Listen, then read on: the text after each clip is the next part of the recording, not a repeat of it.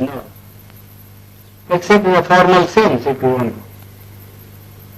What do you mean by the real? I mean a paraphernalia of democracy, full plenary elections, prime ministers and so on and so on. Well, the elections are very important. No. Elections are important provided they produce really good men. But aren't they important because they're allowed to change the government? I mean, it's better to change peaceably than not change. Yes, but who has got the idea, you see, that voting means change of government? Nobody has. People have no consciousness. And our electoral system, you see, is of a sort which never allows a man to choose the candidate. Now, for instance, the Congress went and say, vote for what? Vote for Bullock.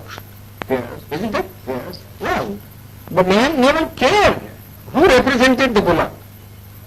Maybe the donkey who represented the Bullock, you see, or a very educated man who represented the Bullock. He simply voted for the Bullock.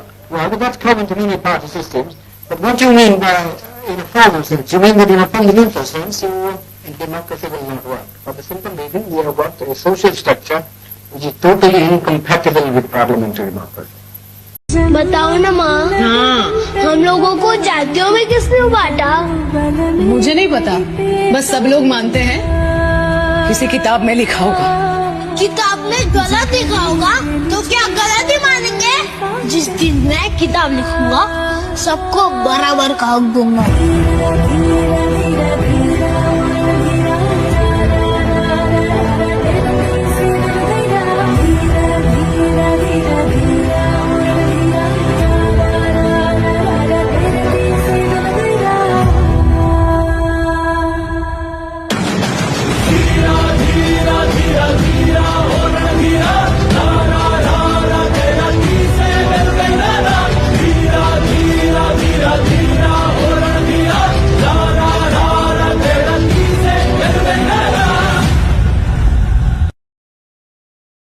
देशात जर राम मग बाहेर बुद्ध का?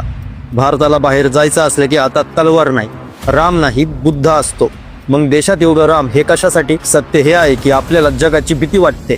देशात मोठ्या आवाजात घोषणा करायच्या, पण बाहेर आवाज हा खाली, डोळे हे झुकलेले, हातामध्ये बुद्ध. हे का? कारण जगासमोर कट्टरपणा हा चालत नाही, पण बुद्ध चालतात. आपल्या सरकारला माहीत आहे राम जर दिले तर प्रश्न विचारले जातील, बुद्ध जर दिले तर टाळ्या वाजतील. म्हणून त्यांना असं वाटतं की राम हे रिस्क आहे आणि बुद्ध हे सेफ ऑप्शन आहे. ही श्रद्धा नाही, हे डिप्लोमॅटिक ढोंग आहे. हे का आहे? कारण बुद्ध म्हणले जात नाही आणि आपण म्हणलो जातीमध्ये सर्व काही. बुद्ध म्हणले सर्व माणसं हे समान आहे, आपण म्हणलो आम्हाला उचनीच हवी. बुद्ध म्हटले करुणा, आपण शिकवला द्वेष. आणि म्हणून आज बुद्ध फक्त फोटो फ्रेम मध्ये. उद्योगपती नीता अंबानी बाहेर गेल्यावर काय सांगतात? Friends, good evening, namaskar. I come from India, the land of Buddha. I am from Buddha's land. कारण बुद्ध सांगितले की जग ऐकतं, हिंदुत्व सांगितलं की जग शक घेतं. म्हणजे काय? आपल्या देशाची इमेज आपल्याच घोषणांनी ही खराब केली आहे. योगी, फडणवीस, मोदी हे या लोकांचं कटू सत्य आहे. हे लोक मूर्ख नाहीत, त्यांना माहित आहे देशात भावनांवर राज्य करायचं आणि बाहेर प्रतिमेवर. म्हणूनच देशामध्ये असलं की राम म्हणायचं आणि बाहेर गेल्यावर बुद्ध, शांती, अहिंसा. हे दोन तोंडाचं राजकारण नाही, हे डबल स्टँडर्ड पॉवर गेम आहे. कारण बुद्ध हे कोणालाही घाबरत नाहीत. राम हे राजकीय झाले आहेत आणि जेव्हा देव राजकीय होतो तेव्हा तो आंतरराष्ट्रीय मंचावर हात चालत नाही. आपल्याला खरी भीती कोणाची आहे? भीती ही मुसलमानांची नाही, भीती ही ख्रिश्चनची नाही, भीती आहे बुद्धांचा विचार स्वीकारायची. कारण मग जात जाईल, मग भेदभाव जाईल, मग सत्तेचं गणित बिघडेल. म्हणून बुद्ध हवेत, पण फक्त शोपीस म्हणून.